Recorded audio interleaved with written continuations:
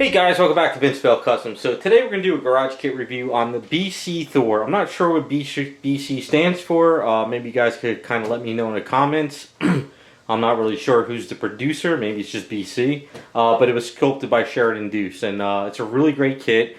For some odd reason, I kept on thinking it was larger than expected. But I guess it's the cape that threw me off.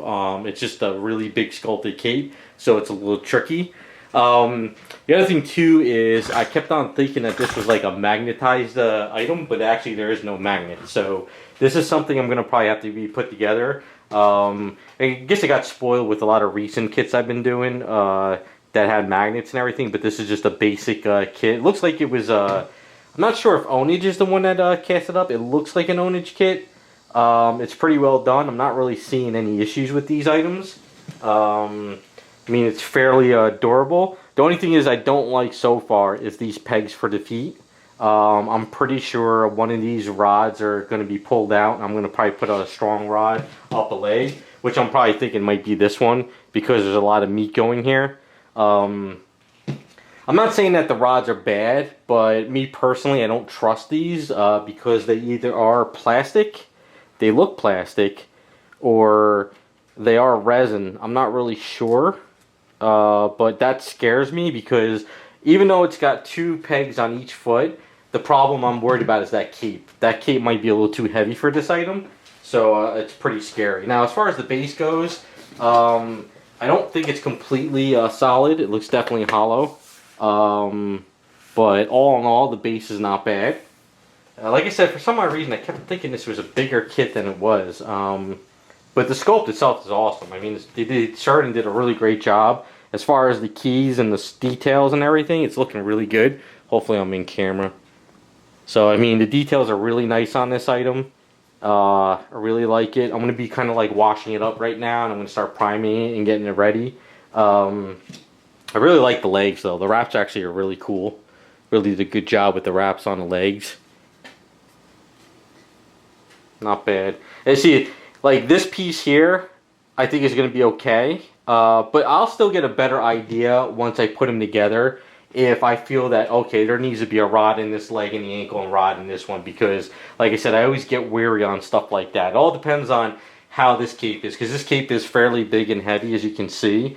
This is going to be the hardest thing to paint, the cape. Because you have a curve in there. And try to get paint in that curve without like dust causing, it's going to be a bitch. So that's something I'm going to have to like put up in the airbrush booth and sort of create like a funnel. So when I spray in there, it kind of takes a lot of that dust out. So that's going to be a little tricky. Looking at his legs, pretty straightforward. So like the legs are going to have to be attached. He has to, I have to attach everything here. Because I don't think making this with magnets on the legs is going to be a smart idea. So the legs and the feet are going to be all attached. The arms, I probably can do magnets. I think the arms would be okay with magnets because the cape goes in the shoulder. So I think it's going to be okay to add some nice strong magnets in there. Because the only reason is, I'm not going to pull it out, but the foam box is not actually cut for a full-size statue. So I think I'm just going to add the legs, the feet, rods on the main body and go from there. But all in all, pretty good sculpt. I'm not really seeing any kind of crazy flashing issues. It looks really well sculpted. I'm not really feeling like a lot of dirt on it, but again, it is like 90 degrees out and it's like 100 in the garage right now. So it's just a matter of cleaning it all up. Hammer looks pretty good. I don't have my glasses on, but you guys can see they put all the details on there of whoever holds this. It looks more of a modernized hammer where it's kind of like cleaner. Whereas some of the other hammers I've seen, like people make it look like it's kind of more like a broken up, kind of worn out metal. When I say that, I mean like, you know, there's kind of like sometimes there's cracks and like little, like just feels like a rougher mold of like they made it.